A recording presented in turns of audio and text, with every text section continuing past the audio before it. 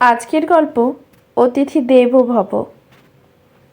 চোরের গপ্প যদি শুনতে চাও তো শুনতে হবে আমার শ্বশুর বাড়ির গ্রামের কথা। হরেক কিসিমের চোর নাকি পাওয়া যায় সেখানে। তা সব গপ্প তো আর বলে শেষ করা যাবে না। আজ শুধু নিমাই চোরের কথাই বলি না হয়। গ্রামের নাম রাজাপুর আর চোরের নাম নিমাই। ছিচকে চোর বলতে যা বোঝায় নিমাই হলো তাই। ঘটি বাটি হাতা খুন্তি কোনো কিছুতেই তার অরুচি ছিল না। তেমনি অরুচি ছিল না তার মদ্যপানেও। প্রায়শই সন্ধ্যার পর গ্রামের পূব দিকে সাঁওতাল পাড়ার মদের ঠেকে তার দেখাও যেত। ওটা ছিল তার সন্ধ্যার কাজ, আর চুরি করা ছিল তার গভীর রাতের কাজ। চুরি করতে যাবার আগে কড়ক খেয়ে গা গরম করে নিলে প্রাণে ভয়টয় আর লাগে না। গ্রাম দেশে তো ভয়ের জিনিসের অভাব নেই। তো ভয়ের জিনিস ইঁদুর বাদুর চামচিকে সাপখোপ তেনারা আর সবার উপরে ধরা পড়লে ঠ্যাঙ্গানির ভয় তো আছেই। তবে মাঝে মাঝে ঢোকের মাত্রাটা একটু বেশি হয়ে গেলেই গণ্ডগোলটা হয়ে যেত। সে বছর সরস্বতী পুজোর কিছুদিন আগের কথা। নিমাই সেখানে একটা ফাঁকা বড়সড় বস্তা সঙ্গে নিয়েই মদের থেকে উপস্থিত। রায়বাবুদের বাড়ি থেকে ওই এক বস্তা ভর্তি ধান নিতে পারলে মাসখানেকের ভাতের আর চিন্তা করতে হবে না তার। রায়বাবুদের মাড়াই ভর্তি ধান এখন। আসতে যেতে সব দিকেই নজর থাকে তার। হাঁড়িয়া খেতে খেতেই গরম গরম টাটকা ভাতের কথা মনে পড়ায় খুশিতে আরও কয়েক ঢোক বেশি খেয়ে ফেলল সে। তারপর রাতে আরেকটু বাড়তেই উঠে গুটি গুটি চলল সেই রায়বাবুদের বাড়ির দিকে।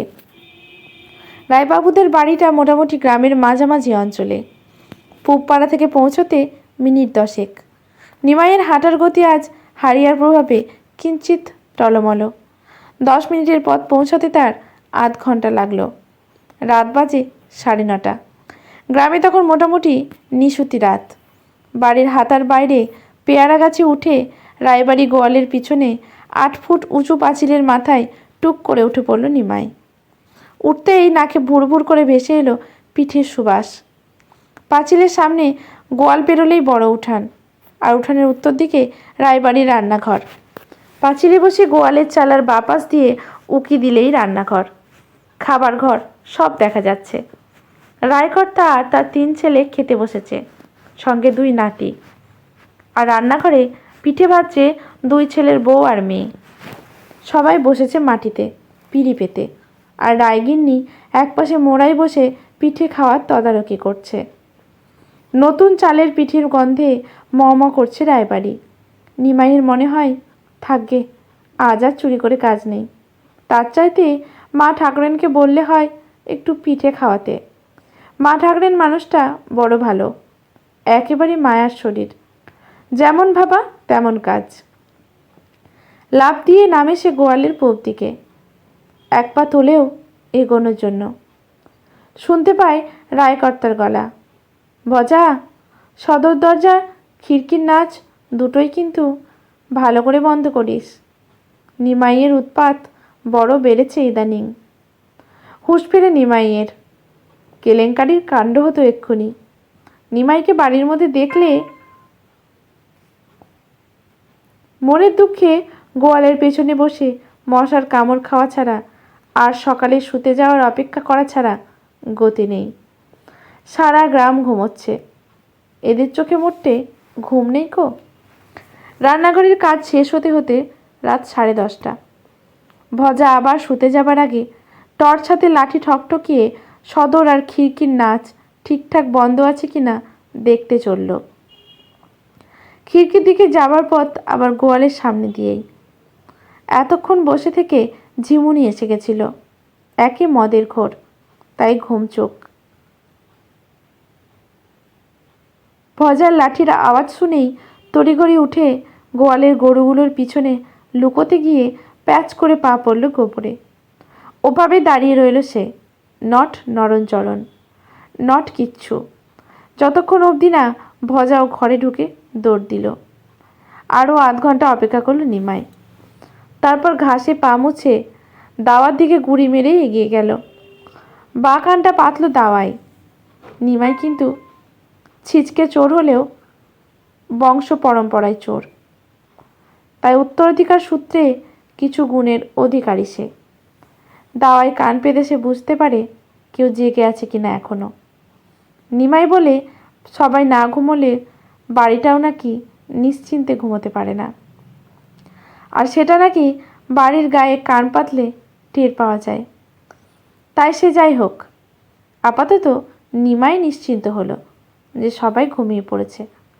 কোমরে বাঁধা কাস্তেটা হাতে নিয়ে ধানের মাড়াইয়ের দিকে এগিয়ে যায়, যাতে জোরে শব্দ না হয় এমনভাবে মাড়াইয়ের চারপাশে বাঁধা খড়ের দড়ি কাটতে থাকে নিমাই।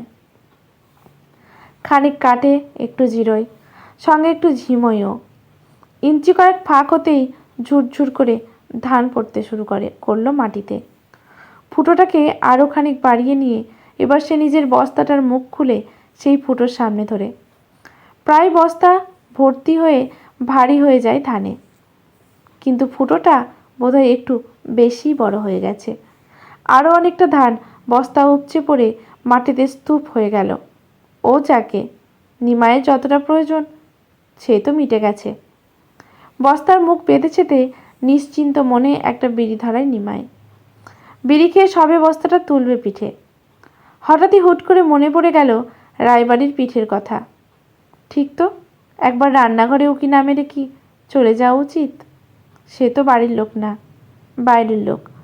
বলতে গেলে কি এখন তো সে রায়বাড়িরই অতিথি। অতিথিকে কিছু না খাইয়ে বিদায় দিতে হয়? রায়গিন্নিমা ঠিক বুঝবেন সে কথা।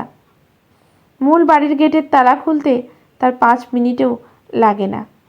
তালা খুলে আগেই খাবার ঘর, পরে রান্নাঘর। রান্নাঘরের সামনে একটা পাপোশ, পায়ে লেগে থাকা প্রায় শুকিয়ে যাওয়া বাকি গোবরটা মনের সুখে পাপোশে ঘষে তারপর রান্নাঘরের ছিটকিনিটা খোলেছে। ছিটকিনি খুলতেই আবার সেই ভুরভুরে পিঠের গন্ধ। গন্ধটা আসলে আটকা পড়ে গেছে এই ঘরে। ভাবতে ভাবতেই মিট শেপ খোলেছে। মাঝারি সাইজের গামলার মধ্যে ভরা রকমারি পিঠে, সেদ্ধ পিঠে, ভাজা পিঠে, আজকে পিঠে। নিমাইয়ের মনে পড়ে যায় আজ রাতে কিছু খাওয়াই হয়নি তার। পিঠে দেখেই পেটটা খিদে জানান দেয়। আর দেরি করা যাবে না। বসে পড়ে চটপট। প্রায় আধ ঘন্টা পরে খেয়াল হলো তার সব পিঠে শেষ। একটুও লজ্জা করে না তার। বাড়াবাড়ি হয়ে গেল বোধহয়। যাকে কি আর করা, তবে এঁটো করা বাসন তো আর এই বাড়ির লোকেরা খাবে না। তাই গোটা দিনেক গামলাকেও সঙ্গে করে বেরিয়ে নিয়ে এলো সে। মাড়াইয়ের কাছে এসে বস্তাটা পিঠে তুলতে গিয়ে দেখলো বেজায় ভারী হয়েছে সেটা। না, একটু কমাতে হবে ওজন। কিন্তু এই ভরপেটে আবার বস্তা খুলে ধান কমাও, পিঠে তুলে ওজন মাপো, এত কিছু করতে তার আর ইচ্ছে করলো না। না হয় চোর, তা বলে কি তার ইচ্ছে অনিচ্ছে থাকতে নেই বাপু? একি এখানে এত ধান পড়ে কেন? ভোরবেলা রায়কর্তা লাঠি হাতে প্রাতঃভ্রমণে বেরিয়ে গিয়ে মাড়াইয়ের দিকে চোখ পড়তে এগিয়ে যান। ধানের স্তূপের কাছে আসতেই দেখেন মাড়াইয়ের ওধারে এক পেট মোটা বস্তা, আর তাকে দিব্য বালিশ বানিয়ে অকাতরে নাক ডাকিয়ে ঘুমিয়েই চলেছে নিমাই চোর। লাঠিটা তুললেন এক ঘা লাগাবেন বলে। তারপর ওই রোগাসোগা ঘুমন্ত চেহারাটা দেখে মারতে পারলেন না। তার বদলে লাঠিটা ঠুকে এক প্রবল হাঁক ছাড়লেন, নিমাই, এই বেটা নেমো। ততক্ষণে বাড়ির লোকজনও উঠে পড়েছে। রায়কর্তার বড় ছেলে এগিয়ে এসে টেনে তোলে নিমাইকে। নিমাই তখন কাঁচা পেঁয়াজ আর আলু সেদ্ধ মাখা গরম ভাতের স্বপ্নে বিভোর। ভাতের গ্রাসটা সবেমাত্র মুখে তুলতে যাচ্ছে। কে এখন বিরক্ত করে? রোগাপটকা নিমাইয়ের মুখ থেকে এক বাঘা হুঙ্কার বেরিয়ে আসে, আহ, কে রে, জ্বালাতন করিস? দেখাচ্ছি মজা। জ্বালাতন? ব্যাটা চোর, পুলিশে খবর দে তো কেউ। নিজের হুঙ্কারেই ঘুমটা ভেঙেছিল। পুলিশের নাম শোনা মাত্র তা একদম উধাও। এক লাফে উঠে দাঁড়ায় নিমাই। ড্যাব ডেবে চোখে একবার চারিদিকে দেখেই স্প্রিংয়ের মতো এক লাফ দিয়ে রায়কর্তার ছেলের হাত ছাড়িয়ে দৌড়। ধর ধর ধর ধর। ধরবে কে? ততক্ষণে সে তো ভজাকে ধাক্কা দিয়ে সোজা সদর নাচ দিয়ে নিমেষে উধাও। কিছুই নিয়ে যেতে পারেনি, তাই নিমাইয়ের ওপর রাগটা এক্ষেত্রে তেমন হলো না কারো। গোয়ালের কাছ থেকে গামলাগুলো পাওয়া গেল। খুবই ভালো ভালো ঘটনা ঘটে চলেছে আজ। তারপর ওপর আজ জলখাবারেও তো পিঠে। মনটা সবার বেশ খুশি। এমন খুশির মুহূর্তে জল ঢেলে দিল রায়গিন্নি ঘোষণা করলো আজ জলখাবারে দুধ মুড়ি, পিঠে জুটবে না কারো। মানে কেন? দেখে যাও, দেখে যাও একবার। রান্নাঘরে গোবরের গন্ধ ভরা। পুরো পরিষ্কার করতে হবে এখন। আর একটা পিঠেও পড়ে নেই। সবগুলোই এখন তোমাদের নিমাই বাবুর পেটে। আহ, আগে বলবে তো, অন্তত কয়েক খা দেওয়া যেত। পেটে খেলে পিঠে সয়। পেট তো ব্যাটার ভরাই ছিল। ছি, হোক না চোর, অতিথি তো বটেই। অমন বলতে নেই, অতিথি দেব ভব। রায়কর্তার মুখে আর কথা জোগাই না, কেবল নাক দিয়ে ঘোঁত করে একটা শব্দ বেরিয়ে আসে। আজকের গল্পটি এখানে সমাপ্ত। গল্পটি লিখেছেন তানিয়া দত্ত ঘোষ। গল্পটি যদি ভালো লাগে লেখকের প্রতি শ্রদ্ধা জানিয়ে একটি কমেন্ট করে যাবেন। লাইক শেয়ার করে পাশে থাকবেন।